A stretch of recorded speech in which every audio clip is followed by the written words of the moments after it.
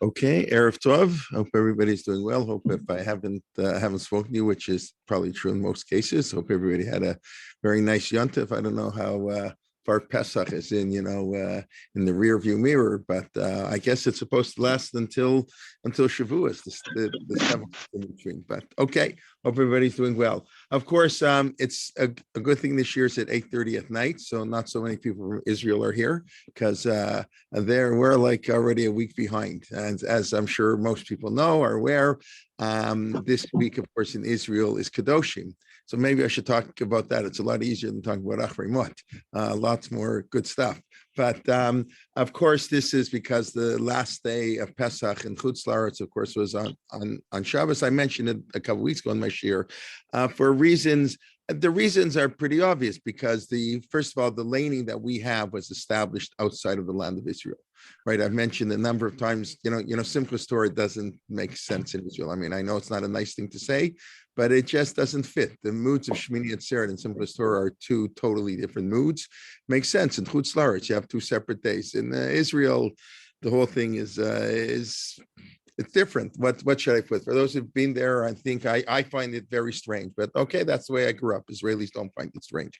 But the laning, the whole cycle was established in Bavel, and we want to read Parshat Naso right after Shavuos for me, but before, so whatever. We're not. I still don't know why we don't combine Chukat Balak. I don't have a good explanation, and even to combine Bahar B'Chukotai, Archon and Kedot. If it was up to me, we'd combine the weeks this week's with ketchup, Achrimot and Kedoshim.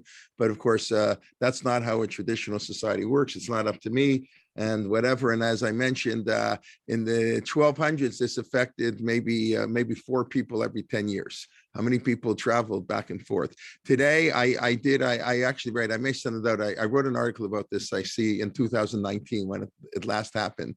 And I estimated that it affected 1 million people, minimum of 1 million people, because Ben Gurion Airport, apparently between the months of April and July, when we catch up the week before Tisha B'Av, we'll only catch up in Matad Maseh. There are 20 million visitors a year through Ben Gurion. Okay, so they're not all Jewish, and let's say half are Jewish, and then there's another couple million who don't come through Ben Gurion. So let's say this, it's about a few million people at this time of year, and let's say a quarter of them go to shul, 25%. So it's around 1 million people. A million people are either gonna miss a parsha. I'm gonna hear one parsha twice. Okay. Anyways, if it was up to me, we'd convene the rabbis and would declare we're going to read Achrimot Kedoshim this week, but as you all know, it's not up to me. Okay, so that's just by way of introduction. But since it's 3:30 in the morning in Israel, I don't think we have to worry too much. And it's always good to do last week's parsha too. Rav Soloveitchik famously used to give the parsha shir on last week's parsha. For many years in Boston, the Rav gave a shir every Saturday night in Maimonides. He's Parshat Shavua. I think in the winter, I don't think he did it in the summer. And I mean, I was never there, but and he always spoke about the prior parsha because he didn't want all the rabbis to come to his drush and use they don't have to work. You want the rabbis to have to work. If they want to use it next year, I guess that's okay. But so it's okay, always good to do the prior parsha. Okay, let's talk about Achrimot, which I think right off the bat is an appropriate parsha for Yom HaShoah. Today, I'm sure people, if you're not aware, that's part of the problem of Yom HaShoah, that it's J.J. Schechter wrote a very worthwhile article reading that Yom HaShoah is sort of I don't know what to call it. He's lamenting what's going to be, how we're going to memorialize the Shoah. As I'm sure many of you maybe you don't know, there was a big debate about Yom HaShoah in general. Of course, it was established by a secular Israeli government for the Warsaw Ghetto and uprising. That's not the frum way to memorialize something. And it's in the month of Nisan, all kinds of excuses why not to observe Yom HaShoah. Although my understanding is even in the Haredi communities in Israel, it's becoming a little bit acknowledged at least they don't walk through the moment of silence. I don't really know. But more interestingly, Rav Herzog, the first chief rabbi of Israel, Rav Kook was the first chief rabbi under the British mandate, but he died in 1935, so he was not the chief rabbi of the state of Israel. The first chief rabbi of the state of Israel was Isaac Halevi Herzog, of course, whose grandson, whose name for him is the current president of the state of Israel, and his son was the president of Israel, Chaim Herzog, and his other son was the ambassador to Canada, Yaakov Herzog. The other son was a big Talmud Chacham, tremendous Talmud Chacham, very, from guy, and the ambassador to Canada. He died a young man before, I would have known of him. But anyway, so Rav Herzog wanted to establish Yom HaShoah as a fast day. And was my son-in-law now, I think, has been doing a lot of research on Kaf Sivan, the 20th of Sivan, which was a fast day for hundreds of years. And they was very common. They used to institute fast days. So how can we not have a fast day for Yom HaShoah? We have a fast day on Tzom Gedalia. I hate to say it. I hate to say it. The Holocaust was way worse than Tzom Gedalia, worse than Shiva Sar Tammuz, and I will argue worse than actually Tisha B'Av. And so if we have fast days on all those days, surely we could have a fast day for Yom HaShoah. And as you know, there is no fast day for Yom HaShoah. And these things are not easy to do. The Brisker Rav was very much opposed to it. And that's J.J. Schechter's sort of article that meant, will it become part of Tisha B'Av? Like many of the other tragedies of the Jewish people, we say kinot. Okay, that's a traditional response, but somehow I think he and other people feel there's something lacking. The Shoah is so unique and different to sort of incorporate it into Tisha B'Av. Maybe we need its own day. But anyways, that's sort of whatever. We'll see what happens. And of course, I don't know if you saw in the news today, I guess after 2 years, they had the March of the Living. And I think it's much smaller this year, about 2,500 people. Usually they get thousands and thousands. And they had only 8 Holocaust survivors on March of the Living, and they think next year they'll have none. It's the youngest Holocaust survivor is 90 years old. He's born in 1934, so he was 11 years old when the war ended. Okay, so he's 89, 88, but so we're ending the end of an era, and pretty soon the people being born today are never going to meet a survivor. That's sort of, I don't know what to make of that. Anyways, I say that because it's Yom HaShoah. I think it's important to talk about it a little bit, but B, of course, that's the opening of the Parsha. Achrei Mot Shnei Bnei Aaron. The Parsha, very strangely, opens up with the death of Nadav and Abihu, which we read about in Parshat, Shmini. What in the world is doing here? But you see the notion of death, and let's say, well, we'll see it in a moment. The death of the righteous serves as atonement, and there is no, of course, greater death of the righteous than during the Holocaust. So the question is, why are the deaths of Nadav and Abihu mentioned here? And they died, I want to say a few weeks ago, but they Shmini have a lot. You got Shmini, Kashrut, Tazria, Metzora, and people have mentioned that. Why is Nadav and Abihu's death mentioned here? Anybody want to venture a guess, or not a guess? If they know the answer, they don't have to guess. Of course, I don't know if it's the answer, but an answer, an approach. So, so the simple answer, which is really the answer that Rashi gives, the simple answer is because now the Parsha is going to talk about how Aaron enters the Holy of Holies. And that's and the Torah is warning us, don't make the same mistake that your children make, because you're going to die. I think Rashi does quote the Midrash, that somebody warns, Rashi quotes it, a doctor warns a sick person, don't eat this food, it's not healthy for you. Okay. And the next doctor warns a person, don't eat this food, don't smoke, because then you'll die like this person who died of lung cancer because he smoked. Don't smoke. Okay. Don't smoke because you might die of lung cancer. That's a much more powerful message. That's what Rashi quotes. Obviously, it doesn't use lung cancer, but it's the same idea. And so the Torah, before Aaron is going to enter into the Holy of Holies, God says, don't do what they did, Nadav and Abihu. And of course, it's the same language, Vayakrivu. They brought forth, Nadav and Abihu, Vayakrivu Esh Sarah, they brought forth, they came close to God, so to speak, with an Esh Sarah. and here B'korbatam Lifnei Hashem B'yamutu. So that's the introduction. So really, it's nothing to do with anything. It's really just a warning. It's not that there's no real connection between Nadav and Avihu and what's going to happen. It's just we're telling Aaron not to make that mistake. Now, what I find very interesting is let's take a look. I'll share my screen for a moment, and we'll take a look what the Gemara says that Rashi does not quote. Rashi does not quote this. Here, where are we going? Cancel. Okay. So here, by the so Rashi quote. So I have here the Torah Tamima. So the Torah Tamima says, "Lama maskir mitatan shviyom haKippurim." Why is there a death mentioned on Yom Kippur? The same way that Yom Kippur serves as atonement for the Jewish people. So too, when righteous people die, it serves atonement. We have to understand what that means exactly. But the Torah Tamima is quoting Gemara and Yuma Yerushalmi. You see in the brackets that the reason it's mentioned is it's thematically mentioned. It's not a warning to Aaron. It's a thematic.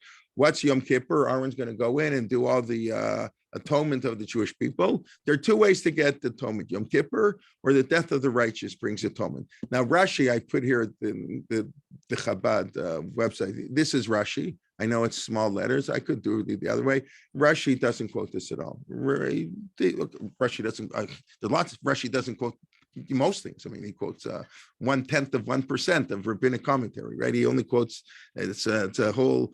When you study Rashi, when Nechama Leibowitz is, when she studies Rashi, why does Rashi quote this midrash and not that midrash? That's the whole thing, not just to read Rashi. You have to understand how his whole methodology. But what's interesting is if you look over here, and Parshat in Chukat, when the death of Miriam, by Yavo b'nei Yisrael kol idam mitbartzin b'chodesh harishon, the Jewish people came to meet Bartzin, Rosh Chodesh Nisan, which is, of course, a very important biblical date. That's the beginning of the Exodus. It's when the Mishkan is dedicated. And here we are 39 years later.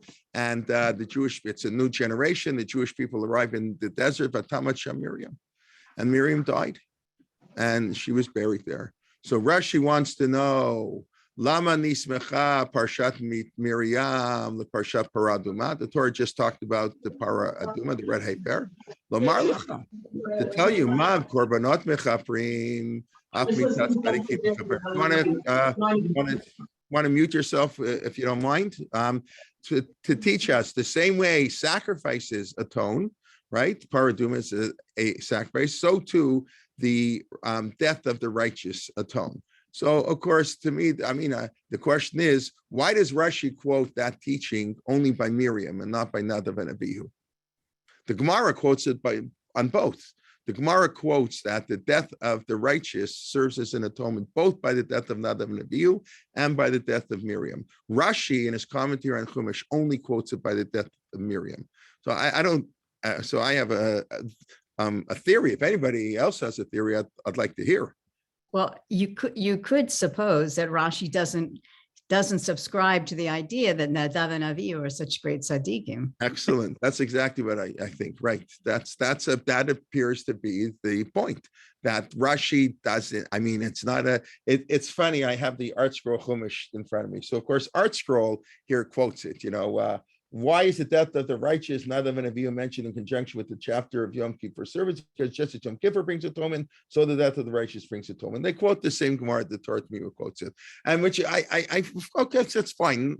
Nothing wrong with that, of course. But it's cute because Art Scroll is so beholden to Rashi. For those who were in shul on Shabbos and read Shir Hashirim in the English translation by Art Scroll, you don't know what book you're reading because it's not a translation. That's their famous thing. They introduce why they refuse to translate Shir Hashirim. I don't know what Art Scroll thinks Israelis are supposed to do if they know Hebrew. Like they know what Yinishkei Mipiu Tovim Dotech Miyayin means. But okay, whatever. Art Scroll refused it to translate. So they're all beholden to Rashi. But here they're not beholden to Rashi. It is not. But presume Miriam. Why did Miriam die? That's a problem. I don't know why Miriam died. Why Moshe and Aaron died. I mean, we don't know exactly what was so terrible about what they did, but it's clear the Torah thought it was pretty terrible because the Torah mentions you didn't sanctify my name. But so you have to figure out, what did Aaron do wrong? It was Moshe who hit the rock. It was Moshe yelled at the people, right? And Aaron goes along with that because he's with Moshe. Okay, I kind of understand. He didn't interfere. It's a little bit hard to understand. What did Aaron do wrong? What did Miriam do? Why did Miriam have to die? So, Yeah. I'm sorry?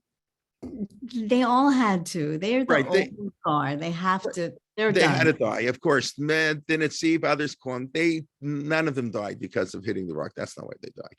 They died because it was a new generation. You needed new leadership. No matter who you are, you can be a Moshe Rabbeinu. Moshe Rabbeinu was the right leader, the rightest of leaders for the Exodus and giving Torah, but he was not the right leader to take them into the land of Israel. You needed Moshe was the supernatural leader, and they were going to now have a natural existence. Yoshua was the military commander, like Eisenhower, like in many countries, it's not the military. Israel is full of it. Rabin and so many of the military leaders and Gans, now everybody. Not every prime minister, but many of them were, Begin, other Mufat were military leaders of the Israeli government. So that's Yoshua. That's in Israel. So it's not so they had to die. They were old. She was 123 years old, And so that's the simple explanation. Of course, we added in, maybe Moshe could have gone in as a retired leader, and maybe that's he was punished. Maybe, okay, that different people say you don't like that. Okay, some people like that, but that seems to be the idea why Rashi doesn't quote it. Now the other thing just to point out is, why does the Torah mention Nadav and Avihu's death? The Torah has this habit. They do it by Moshe and they do it by Nadav and Avihu. Every time they get an opportunity, they mention their sin. It's like it's almost painful to read. So by Nadav and Avihu, it's mentioned at least 4 times in the Chumash. When it happened in Parshat Shmini, now for the introduction to Yom Kippur, in the census of the Jewish people, in Bamidbar, when they count, so they go through, here's the tribe of Levi. Oh, no, Aaron had 4 kids, but 2 of them don't make the census because they died. It's like what the Torah does on Yehuda. If you remember, when the 70 people go down to Egypt, it tells us Yehuda had Aaron Onan. Oh yeah, but they died. They were punished. They had the Torah apparently wants to very much harp on the mistakes of the people to warn us. And then again, in the census in Parshat Pinchas, Bamidbar, of course, is the 2 censi. I don't know what the plural for census is. Sense, whatever. So it has the census in Bamidbar and Pinchas. So that's 4 times. Nadav and Avihu's sin is mentioned. The same thing by Moshe and Aaron. The Torah mentions 4 times, you didn't sanctify my name. When it happens, when Aaron dies, when when God, right after Benot Slavchad, it's also in Parshat Pinchas, right after Benot Slavchad, right before Yoshua gets appointed as the leader, that transitional moment, Benot Slavchad is going to inherit the land, Yoshua is going to be the new leader. Moshe, come up to Har Havarim and Har Nevo and see because you're not going there. And then, I don't know if it's the same story or not, in the Zod HaBracha, the last thing God tells Moshe to come up to the mountain. Is that the same going up to the mountain, or did he go up to the mountain twice? That's not for now. But again, in the Zod HaBracha, so 4 times, the Torah very much likes to mention it. So it could be whenever they mention it, they just mention. I mean, it's just a fascinating thing. I don't have a great answer, but you see the phenomena of the Torah doing this. Apparently, the Torah really wants to drive home the sins. Now, of course, we know that Nadav and Avihu and Moshe, whatever the sins were, they were minor by comparison. Nadav and Avihu got too excited. We have their 18 explanations what they sinned. They were drunk. They wanted to wait when their uncles are going to die, when this, when that. We don't really know. And whenever we have 6 explanations for something, we don't know the reason. That's the famous Nachman Leibowitz reason. When even Rashi even has 2 explanations, neither of them are perfect. Each explanation has a problem. Rashi would not give a second explanation if one is good. So B solves the problem with A, but you can't use B because B has another problem that A solves. So it's the combination. So we don't really know why they died. They were minor sins, but great people. God is medaktekim tzadikim chachud hasara. Our sages teach. God is exacting with the righteous like a hair, like a little. They sin like a little hair. Then they're mentioned. So that's one idea. Okay. So you have by Miriam. Okay. So now it's also very interesting. We mentioned their death here. The whole parsha is about life, right? The whole parsha. Okay, Achrei Moed, right? The first half of the parsha is about Yom Kippur.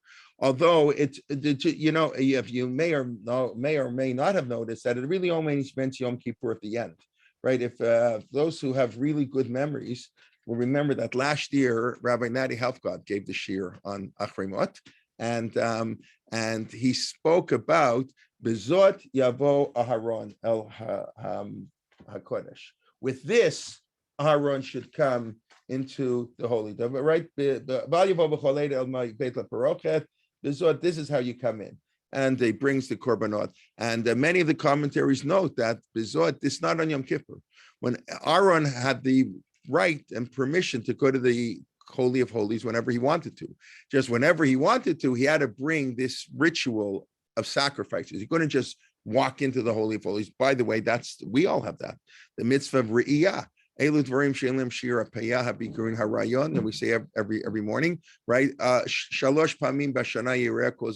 just said it every day over Pesach. When you come to the temple, you have to bring a korban. It's not right. You don't show up to the temple and not bring. How much do you bring? So that's Shalmei Simcha. You bring olot, and an olot you dedicate to God. You bring what we call the Shalmei Simcha, a korban shlamim, which means you get to eat it. Simcha of joy, and the Mishnah goes through in Chagig. It depends how wealthy you are, and depends how many people you have in your family. If you have a big family and not a lot of money, you bring a lot of shlamim, and you don't bring a lot, because you can't afford to. And if you have very few people and a lot of money, you bring more, a lot less shlamim. But whenever anybody came to the temple, don't just walk to the temple. You don't go to somebody's house on Friday night meal and not bring a gift. So you don't go to God's house, right? We spoke about that. There's no Kabbalah Shabbos, no Kabbalah Yontif, because we're going to God's house. We don't welcome ourselves to God's house. We bring a gift to God's house. So everybody brings a korban. Aaron, if you want to go to Holy of Holies, you got to bring more korbanos. You got to do even more. So that Yom Kippur doesn't really get mentioned till afterwards. That this event, through this we'll get atonement on Yom Kippur. But of course, Yom Kippur is all about tahara and purity, and of course, death is the symbol of, not the symbol. Death is the definition of impurity. What does it mean to be tameh? What does it mean to be impure? It means to come in contact with death. So you can come in direct contact with a dead body, be in the same room with a dead body, or you can touch somebody who touched a dead body, or you can touch a dead animal. There are different levels of tumah. By the way, interestingly, the tumah goes down up to 5 levels, like bacteria or a virus. When it spreads from one person to the next, it gets lowered, and eventually it dissipates. So a dead body is what we call avi avod hatumah, the grandfather, avi avod hatumah. Somebody who comes in contact with the dead body is what we call an av hatumah, the father of impurity. That person is impure for 7 days, have to have the ashes of the paraduma sprinkled upon them on day 3 and 7, right? And then somebody comes in contact with a rishon, and some with that, and a sheni. So the only thing that can become, let's say, a sheni l'tuma, like maser sheni can become a sheni l'tuma. Only truma, and truma can become a shlishi, a korban can become a revi, and paraduma a chamishi. But if you have a piece of truma that can't become revi l'tuma, it doesn't go that far. Whatever, that's the boring, technical details of the laws of purity and impurity. But it's the association, the closeness of your association unto death. That is the definition of tumah. And we mentioned, of course, that's Torah is life. Of course, tar, and that's why water. That's why you go to the mikveh to become tar, because water is the definition of life. If they find water on Mars, so we know there's life on Mars, right? That's tumah v'tara are of course opposites of each other. Now, what do we do on Yom Kippur? So I think I may be mistaken, but I did a quick count. I didn't do it on computer, but so the Torah talks about here kapara and tahara. Rav Soloveitchik, the first essay in Al HaTshuva, the phenomenal work of Rav Soloveitchik's essays put together by Pinchas Peli on the 8 of the talks Rav Soloveitchik gave on his Tshuva drushes. The first one is Kapara v'Tahara. The difference, Tahara is a much higher level. So you have, if I counted correctly, 7, which of course is the magic number. 7 times the Torah mentions Kapara, and then it mentions Tahara, and then it mentions Ki b'yom hazeh yechaper alechem l'taharatchem mikol chatotechem lifnei Hashem titaru. Right, that's the pasuk we say on Yom Kippur all the time. That on this day, it should be a kapara l'taharatchem in order to purify the people. So we're going to from kapara to tahara, and then we'll see in a few moments we're going to go to kedusha. The parsha ends on kedusha, which is a higher level. Kedusha is holiness. That's higher than purity. And atonement, that's a very basic level. You know, I don't sin anymore, or I'm forgiven for the sin. Tahara, it's like, or the Rav Soloveitchik explains, like, let's say we know a gambler is not allowed to be a witness. So when is he? How do you know he did tshuva? So he has to rip up his cards. He has to throw away his dice. Not that he just didn't gamble, because if he doesn't gamble, that's a level of kapara. He's atoned for his sin. But to be purified means you won't have a desire to sin anymore. You're so distant from the sin.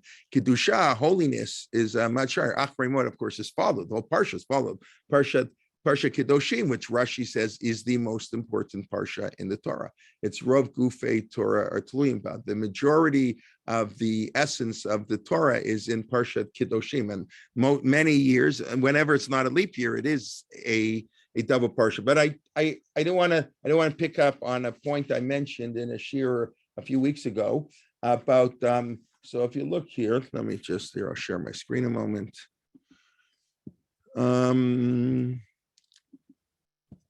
Okay, so let's go back here. So the Torah goes through the. By the way, the Torah here, you don't need a lot of the oral law.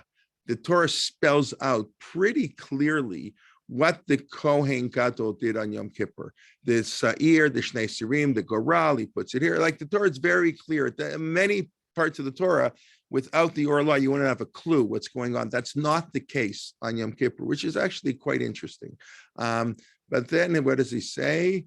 If I can find, here it is. V'chiper ala kodesh, the Kohen Gadol will atone for us again. Mitumat b'nei Israel, from the impurities. We meet Pisheim and their sins. Pesh and Chet, a sin, accidental sin, a spiteful sin. V'chein yaseh lo moed. And the Omed Hashocheni Tam B'toch Tumatam. The God or the Oel Moed, the represents God. That's the Oel Moed, is where God's presence is, who dwells in the people, who dwells among the people in the midst of their impurity, right? Which abides with them in the midst of their impurity. So the Meshach Chachma, Rav Meir Simcha of the Vince, who passed away in 1926. Rav Vince, I mentioned, has an unbelievable comment here. He's talking about the difference, how God judges individuals and how God judges a community. And he says always an individual in Torah is punished when he sins. He worships idols, he gets a death penalty. God's in sexual sins, he violates the Shabbat, he eats non-kosher, you give him lashes. There are no sins for talk. There's no punishment if you talk Lashon Hara. There's no punishment for sinat chinam. You don't like another Jew, we don't give you any punishment. We just say you shouldn't do it. There's no punishment for any character flaws. There's no punishment for any speech sins. There's only punishment for sort of active sins. And the Meshach Chochmah notes that it's the exact opposite. I couldn't find an English translation of it, but the Meshach Chochmah writes this in Sefer Shmot on the Shira. The wall, the water is protected, serves as wall. And on that verse, the Meshach Chochmah has a whole discussion that, why did God punish the generation of the flood? Because they stole. That's what the rabbi said, because of theft. Why was the temple destroyed, or at least the second temple? Sinat Chinam. He says God judges the community on the exact opposite way. And he says that if the Jewish people are united, even when they worship idols, God is Hashochenitam betoch tumatam. And he quotes that verse. Hashochenitam betoch tumatam means tumatam is idolatry. The height of tuma is idolatry. But if the Jewish people are united, God doesn't care. I mean, not he doesn't care, but God is willing to dwell among people who worship idols if they are united. That's why I quoted, if you remember, if those who were here a few weeks ago, I really have to call him and ask him. Rav Schachter told us once, and somebody said, it's better to put an idol in a shul than to have a machloket. Machloket is worse than putting idols in the middle of shul. That's what it's based on. It's based on this comment, or I don't know, the Meshach based on him. It's by he was much earlier, but that's that verse. God is willing to dwell, and the Meshach goes through case by case. He goes through how the King David's army suffered greater losses and kings who were much worse because they talked lashon hara, all kinds of things. It's the unity of the people is very, very important. And it's a powerful idea. God dwells in the middle of our impurities, provided we are united. So the community is always judged how we get along. Individual, you keep kosher, you keep Shabbos, that's between you and God. That's not a communal issue.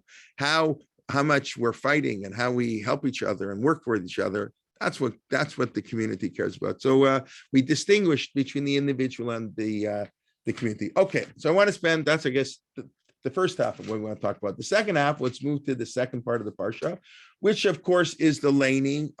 The first half is the laning on Yom Kippur, and the second half is the laning on Yom Kippur. We just skip the Perek Yud Zayin.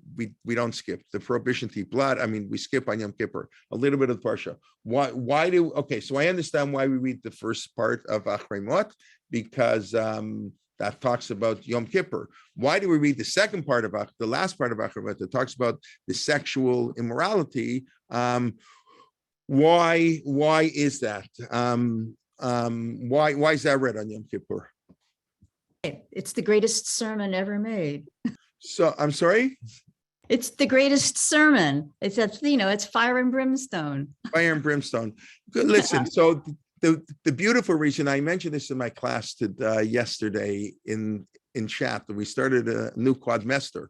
So so I'm teaching on the calendar. So we're talking about all the holidays, the biblical holidays. I mentioned Yom Kippur. So about our relationship. One of the themes I always like to talk about is, everything in the Torah about God is about man.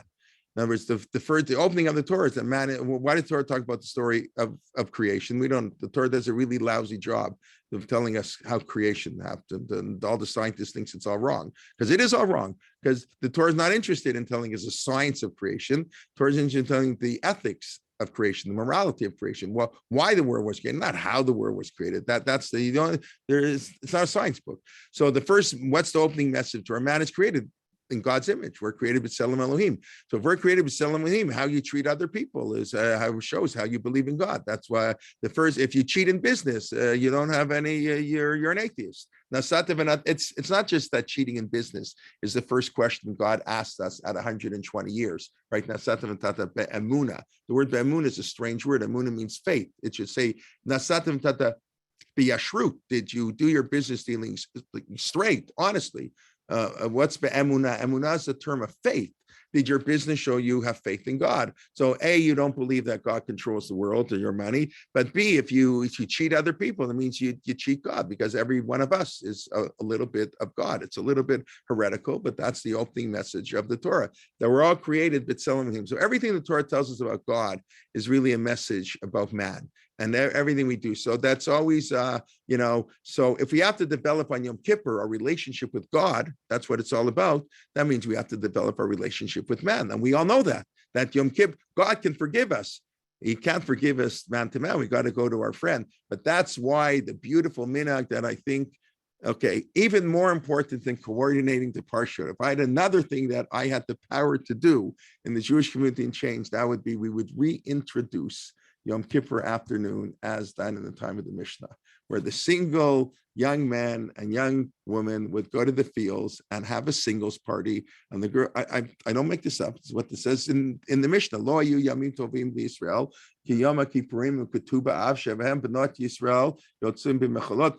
The maidens of Jerusalem would go out in white, purity, Yom Kippur, white, borrowed clothes. So there wouldn't be this, oh, she's wealthy, she's not wealthy. Everybody has the same white clothes. And you go out in the field.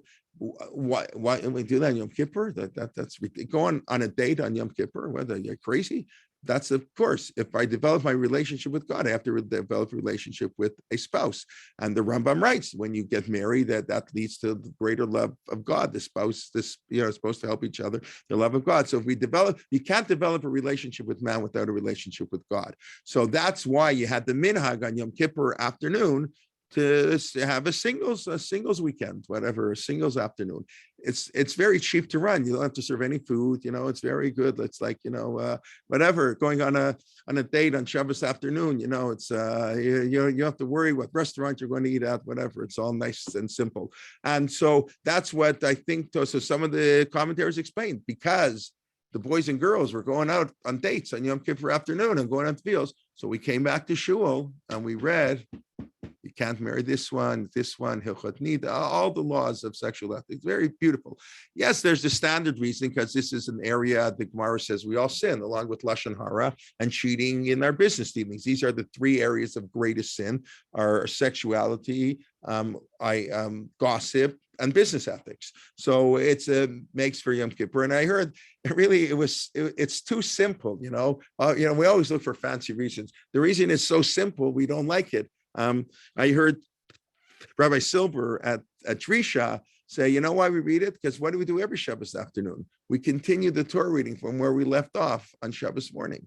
So on Yom Kippur, we just continue. Like we did the first part of Achrimot. So we come to Shul at Mincha, we continue the Torah reading. Like the answer is too bland. You can't like that answer, but it makes a lot of sense. Anyway, so we do read this on Yom Kippur. It is chosen. And so obviously when the rabbis choose it for Yom Kippur, and probably all those reasons are true, it's pretty powerful. Now it's very interesting that it's the Torah begins, don't be like the Egyptians and don't be like the people in Canaan who did all these terrible things. So I want to point out two things. So first of all, let's see, do I have it here? Let me share my screen for a second. I think I have it. If not, I'll get it. Let's go chapter here. I'll just go here.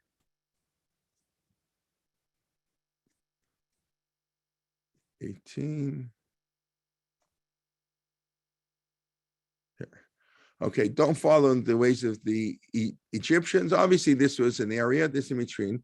Okay, it says, Ushmartem et mechukotayim mishpatai sher sotam v'chai b'hem. You should follow the chukim and the mishpatim. We'll come back to that in a second. That a person shall do asher yaseotam v'chai b'hem and the Hashem. That a person should do and shall live by them. This, I'm sure many of you might recognize, this is the source, the biblical source in the Bible, that pikuach nefesh, to save a life, you can violate all the sins in the Torah to save a life. This is the source that the Gemara quotes. You should keep them asher yaseh otam hadam v'chai b'hem. The things that a person does, so he should live. The Torah is meant to live by it. So if by keeping Shabbos, you're going to die because you can't get to the hospital because you won't go in the car. You get in the car and you go to the hospital. Asher yaseh that you eat on Yom Kippur. Asher yaseh otam v'chai b'hem. So the source of pikuach nefesh is right before the prohibition of all the sexual ethic, which is interesting because the sexual ethic is the one of the three areas where we don't say pikuach nefesh, right? One of the three sins you have to give up your life. It's not only adultery. It's mainly adultery, but incest, a lot of these prohibitions that are mentioned here in the Torah, don't uncover your stepmother's nakedness, all these things, your mother, your father. So that's also, you have to give up your life rather than do them. It's not so common. We don't see those things happen. So we don't talk about it much, but it's interesting that that's how the Torah mentions, the laws of the law of pikuach nefesh is there. Now, the Torah also mentioned that it's a chok and a mishpat.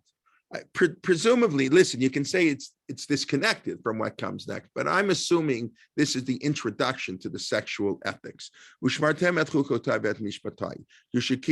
chukim and mishpatim. That's one of the key ways we divide up Torah, the difference between a chok and a mishpat. So the classic way is a chok is something we do, even though or I always like to say, not that a chok has no reason, of course, I don't like that, but I always like to say a chok is a mitzvah that had God not commanded it, we would never think of it on our own.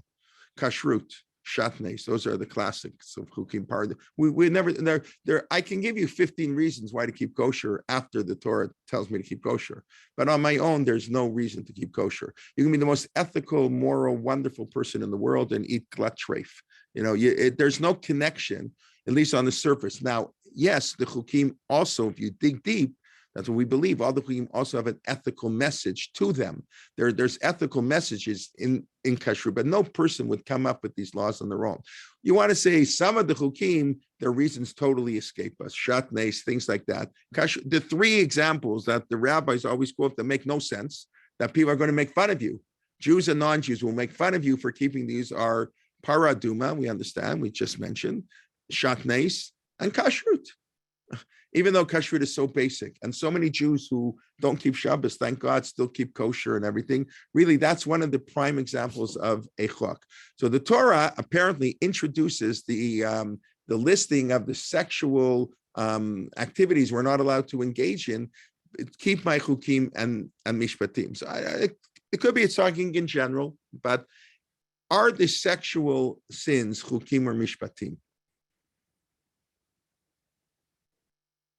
Well, if mishpatim are case law, okay, they're different definitions. We're going to say mishpatim are rational laws that even without the Torah, a society would come up with them. Not to, you don't need the Torah to tell us not to steal. God wanted to give us great merit, so he told us to do things that we would do anyway. So we could get the merit of doing a mitzvah, because when it becomes part of a mitzvah, you get more of a reward. That's what we say every time we learn. Hashem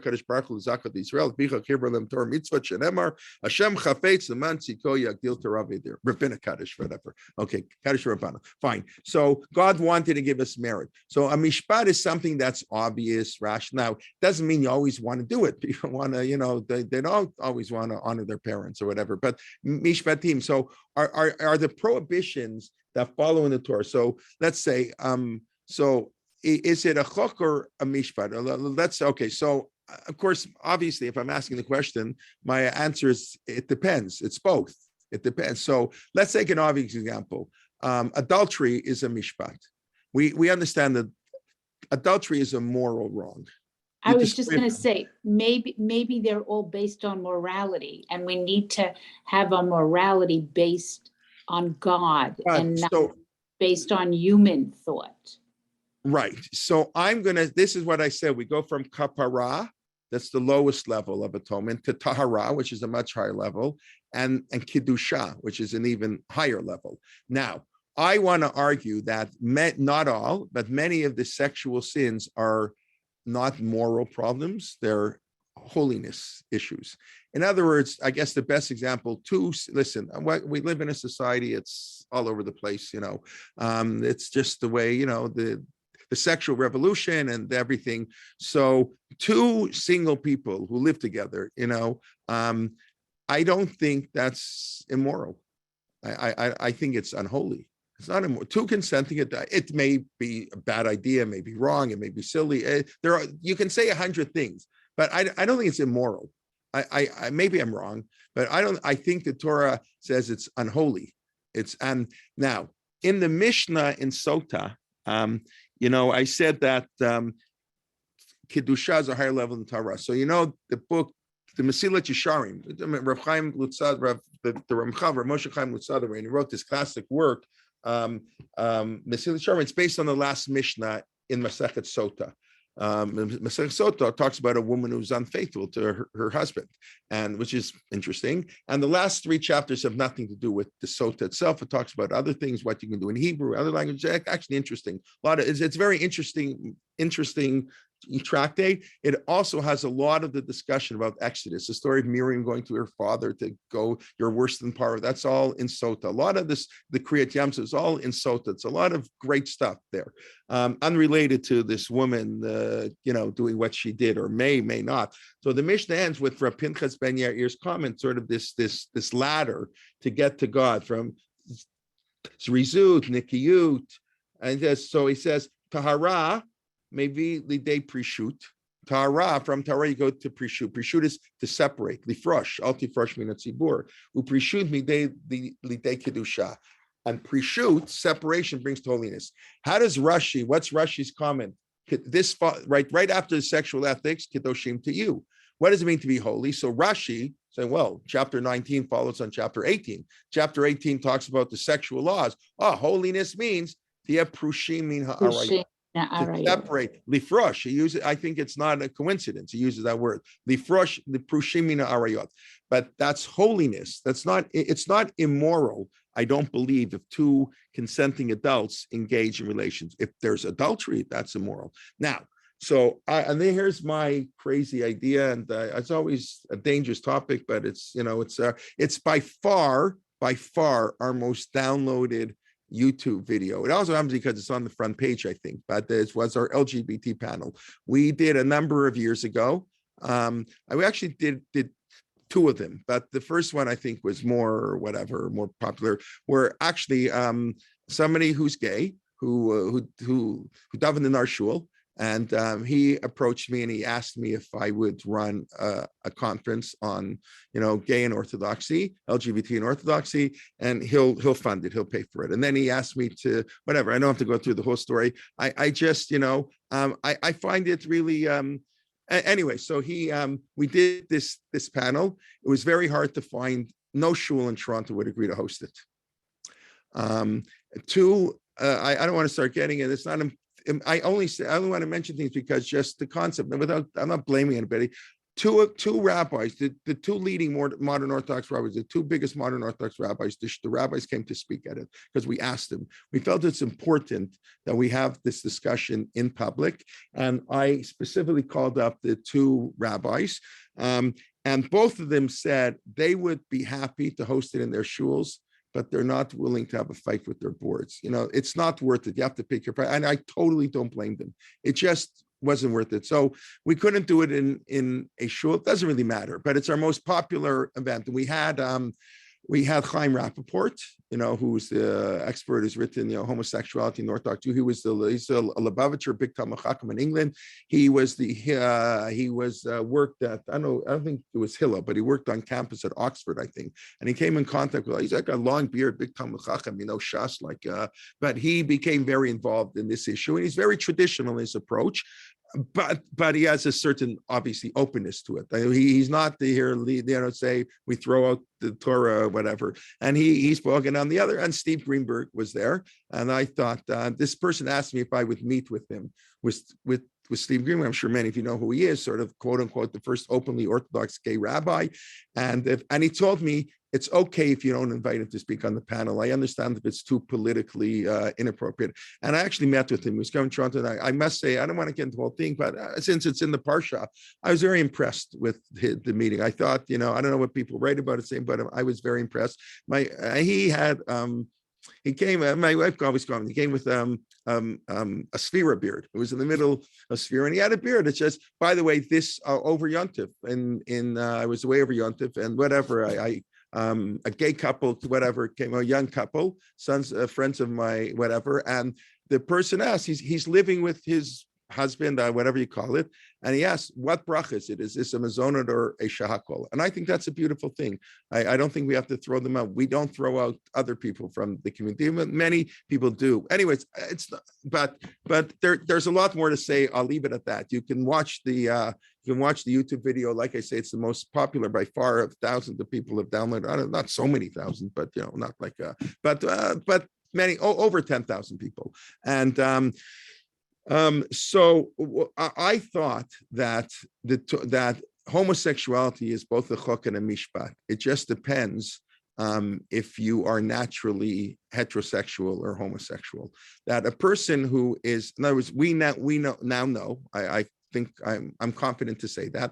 We now know that people do not choose to be gay. As a matter of fact, I was listening on the drive back from New York. I was listening to a podcast, 1840, David Bashevkin, very interesting. I know we're driving. So he was interviewing somebody who, he wasn't interviewing because he was gay. He was interviewing because of his work. He's a professor at Columbia, I think, of his work with deaf and other people. And it turned, he's gay. And he mentioned that, if his parents had a button to push when he was a kid to make him ungay, they would have pushed the button. And then he said, if I could have pushed that button, I would have also pushed it, because it's not easy to be gay. And I've heard that from many other people. They would be very happy to be heterosexual, but that's not how God created them. Why God did that? It's a good question. But so they gave them, so I think for somebody like that, the prohibition of homosexuality is a chok. It's something that defies logic. It's even unfair in a certain sense. I think for somebody who's heterosexual, then it's a mishpat. It's for sure clear that the Torah, that's how the very liberal interpretation, which no rabbinic authority has yet to say. Maybe in 50 years, somebody will say this. Maybe some great posek will say this, but nobody has yet to say it, that the prohibition of the Torah of homosexuality only applies to people who are not naturally homosexual. And what the Torah didn't want a person to do is engage in multiple sexual, things. And if you can have, a person of the other opposite sex, that's what you should do. That would be a toeva. So I'm not saying that's what it means in the Torah. I'm just saying that I think it could be that this is a chok or a mishpat, depending on. I think for someone, it's very hard for someone who's hasn't gone through it to know what you can't know. But talk to people about LGBT, what they experience, it's very hard, and the Orthodox community is not so accommodating to them necessarily, and people who are generally get lambasted. They're too liberal, they're too this, they're too that. But clearly the Torah writes about it. It's important, and I think there could be a chok mishpat. I will point out, of course, that's the most important thing to point out, that the word toeva, and you know what, I know people, I'm sure we all do today. When I was growing up, I didn't know anybody who was gay. I did, but I didn't know they were gay because everybody was in the closet. Today it's a whole different world. So what was I going to say? It's very hard for them on Yom Kippur to come to shul on Yom Kippur and to hear them read in shul that what the Torah says, that a person who sleeps, a male who sleeps with another male like she's a female, it's a toeva, it's an abomination. That's company easy. I should probably tell my son to stop playing piano, but hold on half a second. He doesn't.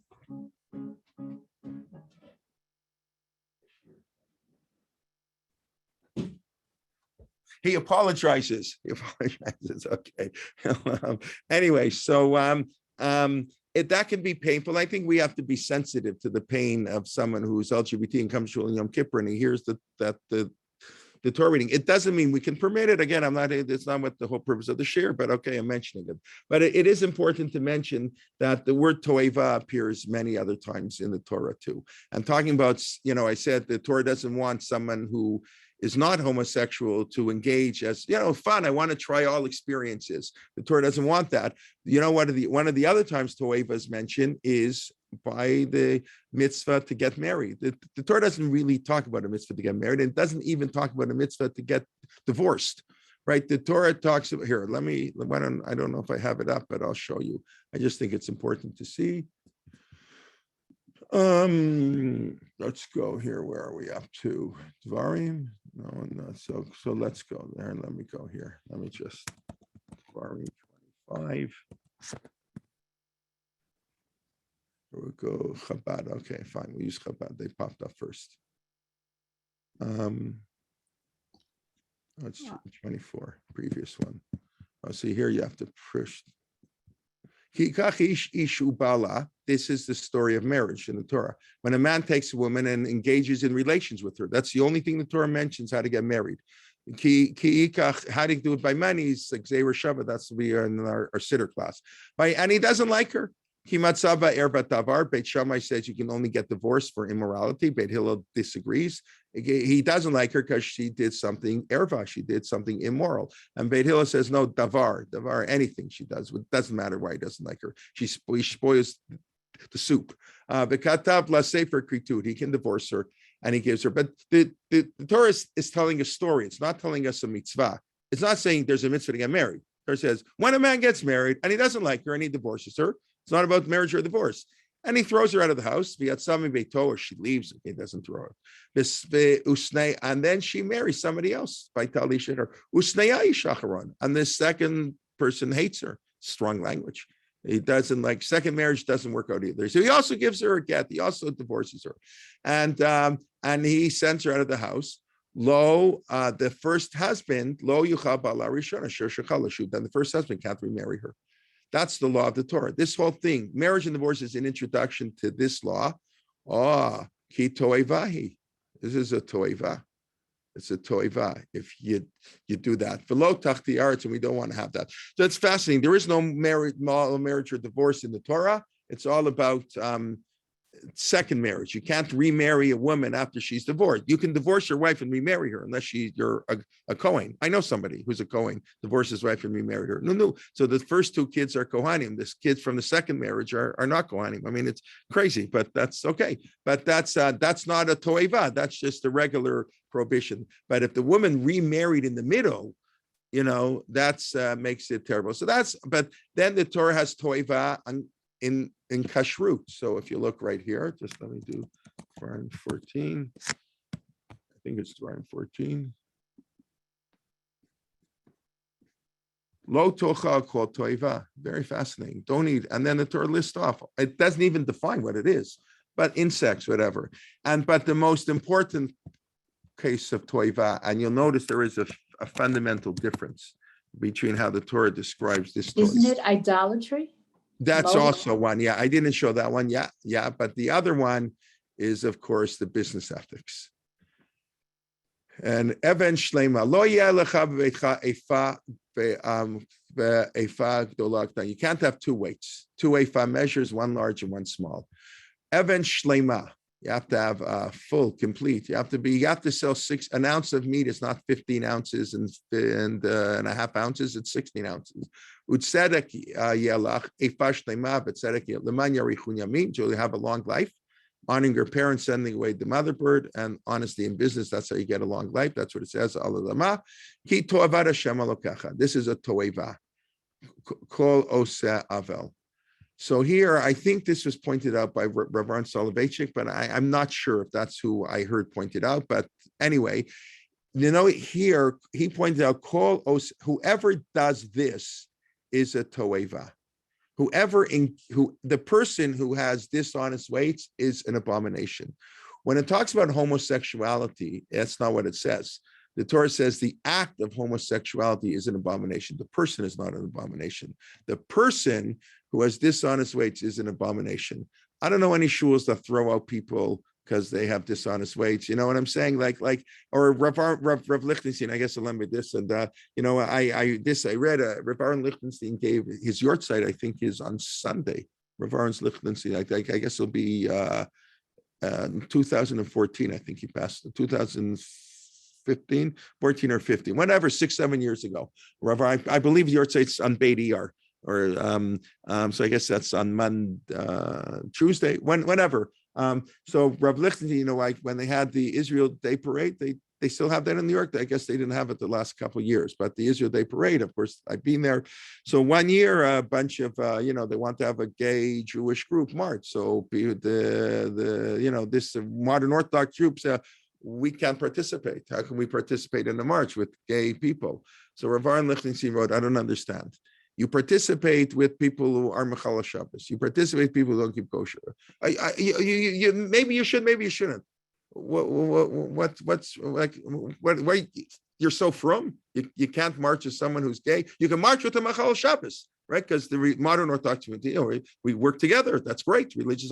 That's what I said. The Meshach Chachma, Shochenet, modern Mechal Shabbos together community. Personally, I think you should be Shomer Shabbos, but as a community, we're one community. So I think that's an important point. Yeah, whatever it is, but it's worse. I think it was Rav Aaron Soloveitchik. Like I said, the person who gave, he's a toeva. He or she is a toeva. It's the act of homosexuality that the Torah considers for whatever reason a toeva. But toeva, Toeva appears in a number of places, also appears on cross-dressing, by the way, which I guess also has a sexual side to it. So that a man who dresses like a woman, the Torah calls that a toeva. Actually, very fascinating. Anyways, there's more to discuss, and I guess this is the parsha where it's, it's mentioned. The prohibition is in the Torah. I think I can tell you, I much more, when I was, 15 years ago, I knew nothing about the issue. Today, I'm much more attuned to the issue. I know quite a number of people who are gay, and many of them have been driven out or being made to felt to be driven out of the Orthodox community, and that's a tragedy. We don't, it's not for us to judge anybody. And I guess maybe I'll end with what Stephen Greenberg told me. I said I was very impressed with him. And he told me he doesn't expect me to agree with him. And he as an Orthodox rabbi, I cannot say that it's allowed. He told me what his interpretation, that it's that there are only certain forms of sexual behavior that aren't allowed. And, there are certain permits. It's not important now. But one of the things he told me is, what do you do? Like you're a high school principal and a 16-year-old kid comes in Yeshiva High School and says he's gay. Like, what are you going to do? And I'm not going to say it anywhere near as well as he said it. But basically what he told me is that when you come to Shemaim, he says, and he says, we'll get to Shemaim before the kid comes to Shemaim. He says, when this kid comes up to Shemaim, he's going to go to God and he's going to say, God, I tried really hard to keep the mitzvot, but I could only keep 612 out of 613. I couldn't do it. I couldn't keep all the mitzvot. But God, it's your fault. You made me that way. What do you want from me? And he says, I want you as the rabbi to be defending him in court. And you're going to stand up and say, even though it doesn't mean you agree, but you're going to say, you're going to defend them. And the way he expressed it was a very beautiful thought. That's not mutter or asser, but I think it's, we have a lot of work to do in this area. We have a lot of work to do in a lot of areas. But anyways, but my point that I was trying to make, I got a little bit, sidetracked, but I focused too much of this. I say I have to end already. I'm sorry, it's late, is the idea that much of the sexual ethics is holiness. It's not immorality. It's not, I don't think it's immoral. And that's the Torah is moving in Parshat Shavua from kapara to tahara, prishut, lifrosh min arayot. That's holiness. The sexual life is holy. Holiness is not the same as, I can be unholy, but not a bad person. I'm just not, you want to be greater, and to the level of Kedusha.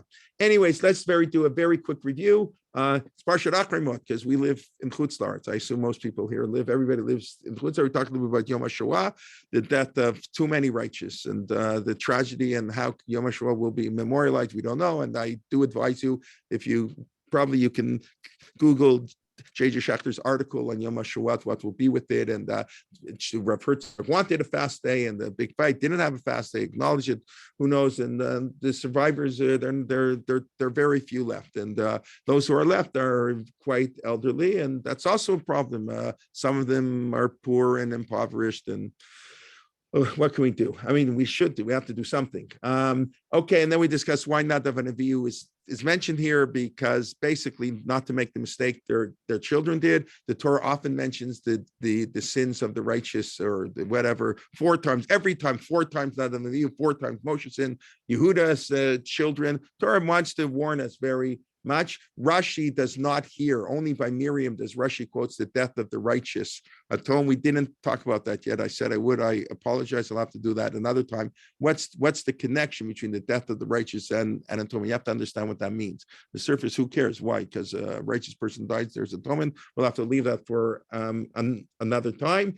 And but that's only by Miriam. Miriam for sure. She there's no reason to die. Nadav and Avihu were punished. They did something wrong. So I can understand perhaps why Rashi does not quote it. And of course, Tara and Tuma. It's a death doesn't go with our parsha. It's all about the Tara of Yom Kippur. God dwells among the impure.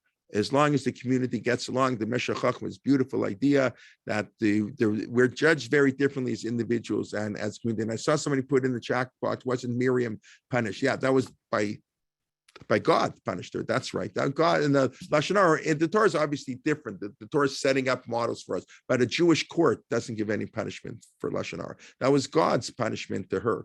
But that's the difference between individuals and communities, and then we spoke the second half about the sexual ethics, how pikuach nefesh is said right here, and the sexual ethics is on one level holiness. We read it on Yom Kippur. If you're going to develop a relationship with God, you have to develop a relationship with other human beings, and therefore Yom Kippur was the perfect day to find a marriage partner.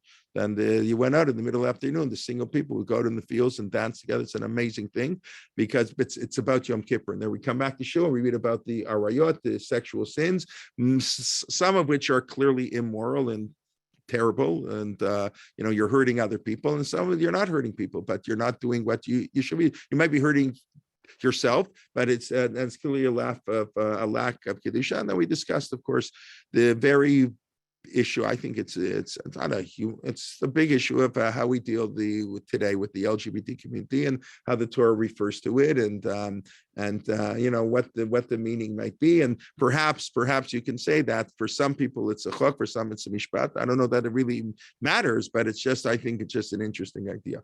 Okay. We'll stop here. If anybody has any questions, please let me know. We'll be continuing tomorrow. I know back to back. My sitter class 9:35. I told you because I'm teaching till 9:30, and so at 9:35 we'll have the sitter class tomorrow. We'll start a Rabbi Yishmael Omer. That's more or less where we got up to. And then we'll go in the Psuke de Zimra.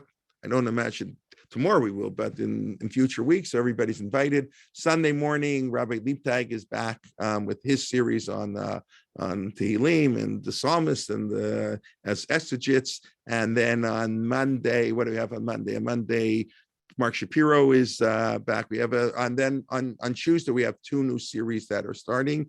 Malka Simkowitz at 2 p.m. It's 1 p.m. in Chicago, where she's based, 2 p.m. And Michelle Chesner, who is the Jewish librarian at Columbia University, talking about the books and the history of books. I think it's a fascinating topic. She'll be giving a 3-part series. That's going to be 8:30 in the evening. So that's on Tuesday. And Dr. Sokola will be starting a series on Tamei HaMitzvot Wednesday, back in his regular Wednesday night slot. Okay. I look forward to learning with you and have been seeing you. And please, as always, invite a friend.